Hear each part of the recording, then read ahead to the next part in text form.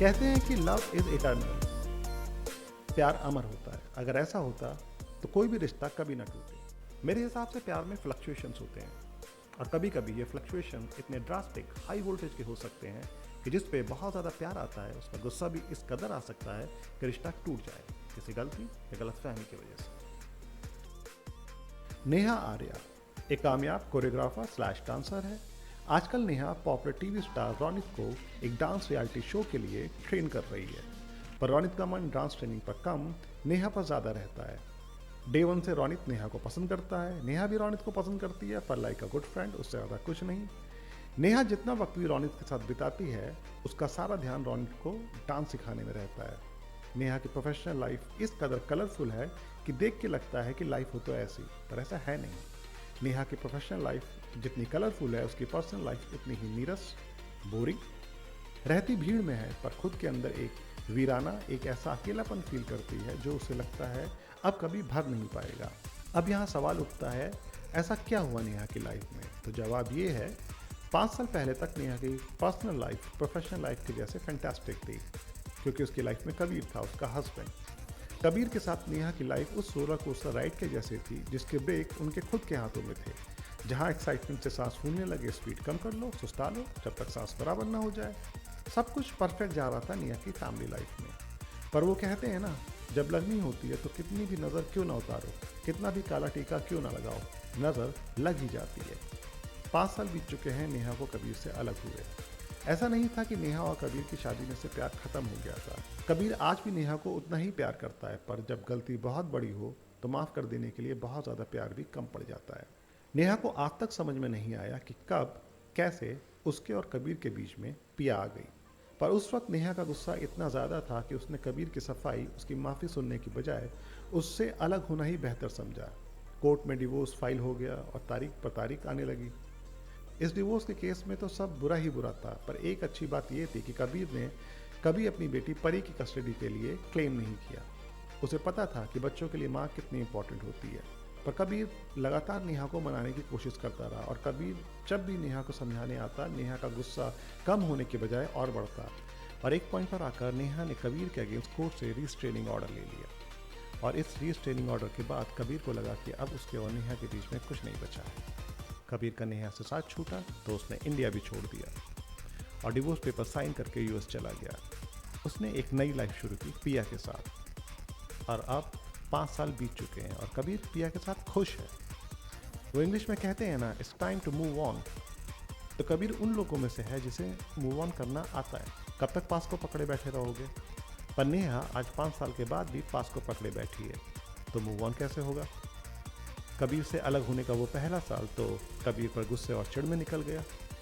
दूसरे साल जब धीरे धीरे नेहा को अकेलेपन का एहसास हुआ और बिना पार्टनर के तो वो अकेलापन दूर होने से रहा, तो मूव ऑन भला कैसे होगा? नेहा ने खुद को काम में इतना बिजी कर लिया, उसे लगा कि धीरे धीरे वो कबीर को भूल जाएगी, मूव ऑन हो जाएगा, पर ऐसा हुआ नहीं। मूव ऑन की जगह ऑफ ही था। तीसरे साल में नेहा ने ये सोचना शुरू कर दिया कि कबीर को माफ़ ना करके कहीं उसने बहुत बड़ी गलती तो नहीं कर दी है, पर उसकी ईगो इस बात को मानने से इनकार कर देती है और कहती है कि मूव ऑन। चौथे और 5वें साल में नेहा की ईगो और ऑल्टर ईगो में जो कॉन्फ्लिक्ट आया कि कबीर को छोड़ना सही था कि गलत, उसने जो गलती करी, क्या मैंने उसे ना माफ़ करके उससे बड़ी गलती तो नहीं कर दी है? बस सोच सोच के नेहा के दिमाग की बैंड बजी हुई है, और नतीजा ये निकला कि जो बंदी सिगरेट और शराब के नाम से छिड़ती थी, आज वो खुद वो सब करने लगी है। कहानी के इस मोड़ पर अब आज की बात करते हैं। माहौल है जश्न का। नेहा के एक फ्रेंड के घर शादी है किसी XYZ की। शादियों में नाच गाना तो होता ही है, और सबसे ज़्यादा उसे नचाया जाता है जो अच्छा नाच लेता है। तो नेहा कैसे बच पाती? बस फिर क्या था, धक धक से लेकर जोरा जोरी तक और जोरा जोरी से लेकर घाघरा तक उसे सारे आइटम नंबर करने पड़े। पर एक पॉइंट पर आकर उसकी सांसें जैसे थम सी गईं, थकान से नहीं, किसी को देख के। सामने कबीर था, dashing, smart, well dress, well groomed. Neha पूरे 5 साल के बाद कबीर को देख रही है। एक पल को सब कुछ भूल के नेहा को लगा कि उसका हस्बैंड आज भी कितना हसीन है, और फ्रैक्शन ऑफ सेकंड ये रियलाइज़ करने में नहीं लगा कि हस्बैंड नहीं, एक्स हस्बैंड। पर पार्टी दूसरे की थी तो फेक हाई हेलो वाली सिचुएशन बनी। कबीर नेहा से बड़े कूल, काम एंड कंपोज होकर बातें कर रहा था। उसकी कोशिश यही थी कि नेहा कंफर्टेबल रहे उसके साथ जब तक बात हो रही है, पर नेहा के दिमाग का तो फ्यूज उड़ा हुआ था। यहाँ पर नेहा के स्टेट ऑफ माइंड को समझना बहुत ज़रूरी है। एक औरत जिसका पति 5 साल से उसके साथ नहीं है, और वो औरत जो किसी दूसरे मर्द को अपनी लाइफ में आने नहीं देती है, वो औरत जो फिजिकली फिट है, इमोशनली डिस्टर्ब्ड है, सेक्सुअली फिट है पर सेक्सुअली फ्रस्ट्रेटेड है, और वो आज 5 साल के बाद कबीर को देख रही है, जो इतना हसीन लग रहा है कि एक औरत उससे ज़्यादा गुड लुकिंग हस्बैंड सोच नहीं सकती। नेहा इस टाइम कबीर से कम खुद से ज़्यादा बात कर रही थी। वो सोच में थी कि ये बंदा कभी मेरा पति हुआ करता था। इसके साथ मैंने शादी के 7 फेरे लेते टाइम अग्नि को साक्षी मान के कसम खाई थी कि अब मौत ही हम दोनों को अलग कर सकती है।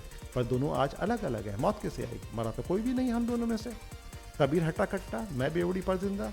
नेहा जितना सोच रही थी उसका दिमाग उतना ही उथल पुथल हो रहा था, और कबीर जिस तरह से नेहा से आराम से बातें कर रहा था, नेहा दिल ही दिल में चिढ़ती जा रही थी। नेहा को लग रहा था कबीर तो मूव ऑन के बाद जो 4-5 और मूव ऑन होते हैं वो भी पार कर चुका है, और मैं इडियट इसे सर से पांव तक निहार रही हूँ कि ये कितना हसीन लग रहा है। नेहा के दिल के जख्म फिर से हरे हो चले, और सामने वो बंदा था जिसने वो जख्म दिए थे। तो तमाशा बनने में अब कितना टाइम लगना था? बस सोचते सोचते सटक गई नेहा की एक पॉइंट पर। तुमने मेरी जिंदगी बर्बाद की है कबीर, और बातें ऐसे आराम से कर रहे हो जैसे कि कुछ हुआ ही नहीं था। Shame on you. और ब्ला ब्ला नेहा शुरू हो गई कबीर पर। कबीर ने भी खुद को डिफेंड करने की कोशिश नहीं की, पर जवाब जरूर दिया नेहा की बातों का। हाँ हूँ मैं तुम्हारा गुनहगार, हो गई थी गलती, पर माफ़ी मांगी थी ना मैंने। कितना पीछे पड़ा रहा था तुम्हारे, पर तुम्हारी वो जिद, वो रिस्ट्रेनिंग ऑर्डर, और आज साला वक्त इतना निकल चुका है कि चाहूँ तो भी कुछ नहीं हो सकता। नेहा को इस बात का और बुरा लगा, कुछ हो नहीं सकता। तुम्हें क्या लगता है मैं तुम्हारे वापस लौटने का इंतजार कर रही हूँ? जिस दिन तुम्हारे नाम की अंगूठी उठाई थी उंगली से, तुम्हें भी जहन से निकाल के फेंक दिया था मैंने। Now you means nothing to me. Kabir को नेहा की ये बात चुभी, और बुरी चुभी। वो भी अपना आपा खो बैठा। अगर मैं कुछ नहीं हूँ तुम्हारे लिए तो क्यों बोल रही हो मुझसे? जलन हो रही है ना कि मेरी लाइफ में कोई है, और तुम बेचारी आज भी अकेली छड़ी बिस्तर के उस तरफ भी मैं, इस तरफ भी मैं। अब नेहा का पारा चढ़ गया, पर इससे पहले तमाशा आगे बढ़ता। अगल बगल के दोस्त यारों ने दोनों को समझाया कि दूसरे की शादी है, क्यों अपनी पर्सनल प्रॉब्लम से दूसरे की पार्टी खराब कर रहे हो। पर दोस्तों के समझाने से क्या होता है? कबीर और नेहा के जहन में गुस्सा तो चढ़ चुका था, और माहौल शादी का, तो शराब की कमी तो थी नहीं। तो कबीर ने जम कर पी, एक पैक के बाद दूसरा, दूसरे के बाद तीसरा, तीसरे के बाद चौथा, चौथे के बाद 10वां। सेम रूटीन नेहा ने भी फॉलो किया। वो भी पी के अंटा कफील हो चुकी थी। कबीर पी के सोच में था। अब जो ये पीने के बाद इंसान सोचता है वो बड़ा खतरनाक होता है। अगर बंदा सो जाए तो बेहतर है, पर कबीर ने उल्टा ही किया, क्योंकि शराब पी के उल्टे काम ही तो होते हैं। वो आधी रात में पहुंच गए नेहा के पास। नशा इतना था कि उससे बोला भी नहीं जा रहा था। मुझे तुमसे बात करनी है, या लेट्स टॉक। और फिर ब्रेक फेल, ये वो, तुम ऐसे वैसे, तेरी माँ मेरी माँ, तेरा बाप मेरा बाप, पता नहीं दोनों ने एक दूसरे को क्या क्या नहीं सुनाया। एनीवेज, बात आई गई हो गई, और महीना बीत गया। नेहा जिस डांस रियलिटी शो के लिए रोनित को ट्रेन कर रही थी, अब वो ऑन एयर हो चुका है, और नेहा उसमें बिजी है। पर नेहा ने कबीर की उस बात को बड़ा सीरियसली लिया कि वो आज भी अकेली है, और उसे जलन हो रही है कि कबीर की लाइफ में कोई है और उसकी लाइफ में कोई नहीं। नेहा ने खुद को फोर्स करके रोनित को डेट करना शुरू कर दिया, और जब कबीर के कानों तक ये बात पहुंची तो वो जल बुन के राख। मर्दों की साइकिल भी अजीब है, खुद अफेयर करने की गलती करें तो उस पर बीवी माफ़ कर दे, पर जब खुद विक्टिम बनते हैं तो तलाकशुदा बीवी का अफेयर भी बर्दाश्त नहीं होता। अगर हम कबीर की पर्सनल लाइफ को देखें, मतलब जब कबीर ऑफिस से घर आता है तो पिया जैसी खूबसूरत बाला उसका इंतज़ार कर रही होती है, और जब कबीर अपने बेडरूम में जाता है तो वो खूबसूरत बाला हॉट बॉम्बशेल हो जाती है। पिया कबीर को खुश रखने में ज़रा भी कसर नहीं छोड़ती, और कबीर भी खुश है पिया के साथ, पर बावजूद इसके कबीर के गले से नेहा और रोनित का अफेयर उतर नहीं रहा है। रोनित के लिए ठुमके मारती नेहा उससे ज़रा भी बर्दाश्त नहीं होती। डिवोर्स कपल यूँ तो एक दूसरे की शक्ल भी देखना नहीं चाहते हैं, पर एक दूसरे की लाइफ में क्या चल रहा है इसमें बड़ा इंटरेस्ट रहता है उनका, खासकर तब जब किसी एक की लाइफ में कुछ बुरा चल रहा हो। तो ऐसा कुछ हुआ नेहा की लाइफ में। नेहा को डांस ट्रेनिंग के दौरान एक मसल इंजरी हुई। कबीर ये खबर सुन के खुश, अब मारो ठुमके रोनित के लिए। एनीवेज नेहा अपने डॉक्टर के पास गई। डॉक्टर ने 2 हफ्ते का बेड रेस्ट बोला, और डॉक्टर बोली कि नेहा आपको नहीं लगता कि इस हालत में इतना ज़्यादा डांस। नेहा ने जवाब दिया, माइनर सी मसल इंजरी तो हुई है। बोलते मैं आपकी मसल इंजरी की बात नहीं कर रही हूँ, 2 महीने की प्रेग्नेंट लेडी इतना डांस करे। नेहा आपकी प्रेगनेंसी का 2nd मंथ चल रहा है, मुबारक हो। तो नेहा रोनित को डेट कर रही थी, और डेट करते करते प्रेग्नेंट भी हो गई रोनित से। हाँ, अगर हाँ तो माथे पर किस करने से मैं प्रेग्नेंट हो सकती हूँ, तो ये बच्चा रोनित का है। ओके, तो ये बच्चा किसका है? के फॉर कबीर का।